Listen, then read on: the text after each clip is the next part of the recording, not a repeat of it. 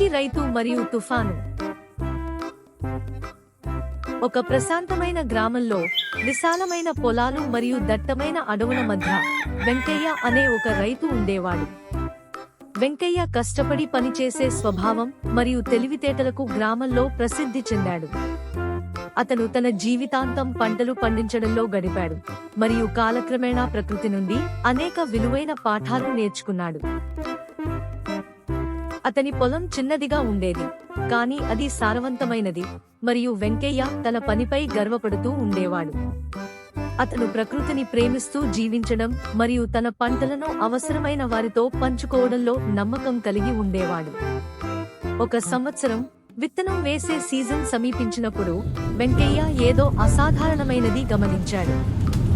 ఆకాశం సాధారణంగా ఉండేదానికంటే చీకటిగా ఉంది మరియు గాలులు ఒక విచిత్రమైన చల్లదనాన్ని తీసుకువచ్చాయి.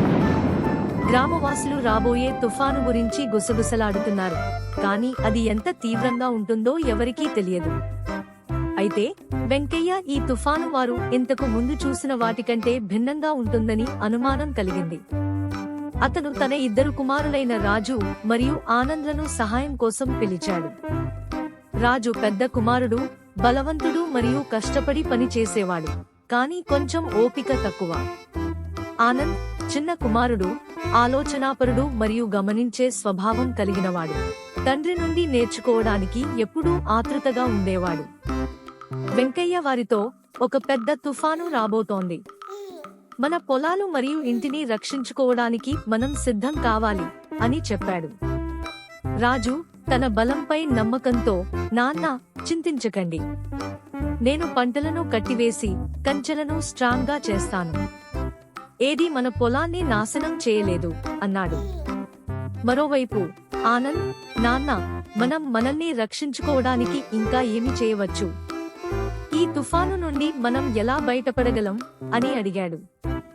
వెంకయ్య, ఆనంద్ ప్రశ్నకు నవ్వుతూ, మనం పంటలను రక్షించడమే కాకుండా ఎలాంటి పరిస్థితికైనా కూడా సిద్ధంగా ఉండాలి.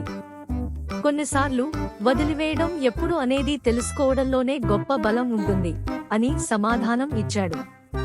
తర్వాతి కొన్ని రోజులు చాలా బిజీగా ఉండేవి. రాజు పంటలను కట్టివేయడానికి మరియు కంచెలను బలోపేతం చేయడానికి చాలా కష్టపడి పనిచేశాడు.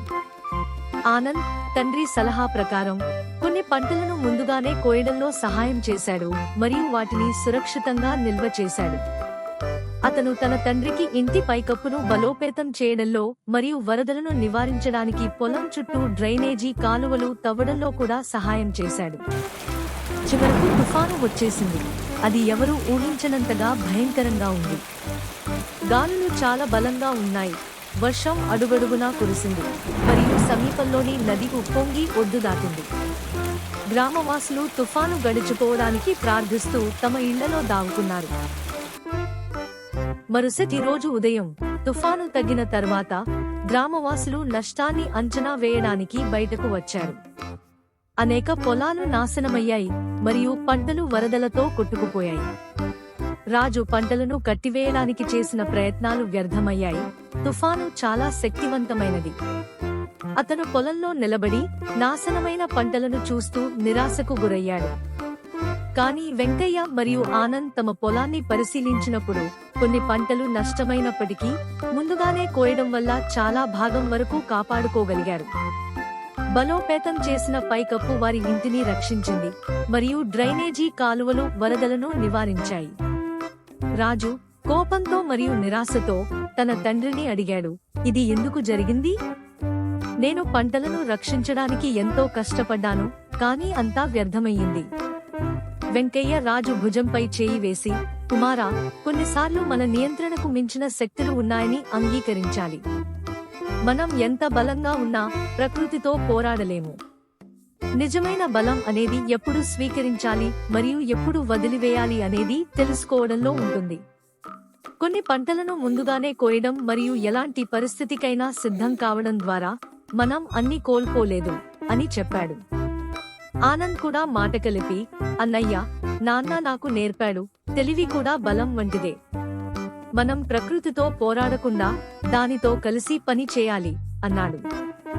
రాజు వారి మాటల గురించి ఆలోచించి వాటిలోని సత్యాన్ని గ్రహించాడు.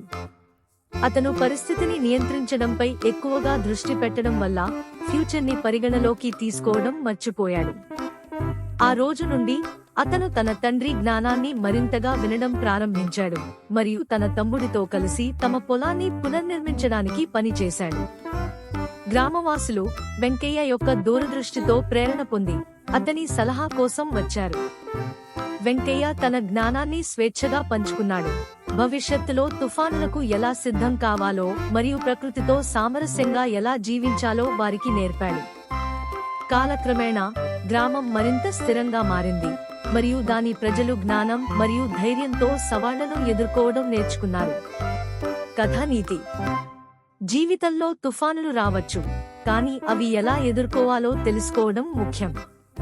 కష్టపడి పని చేయడం మంచిదే, కానీ కొన్నిసార్లు పరిస్థితులను అర్థం చేసుకుని వాటిని ఎలా ఎదుర్కోవాలో తెలుసుకోవడం ఎంతో ముఖ్యం.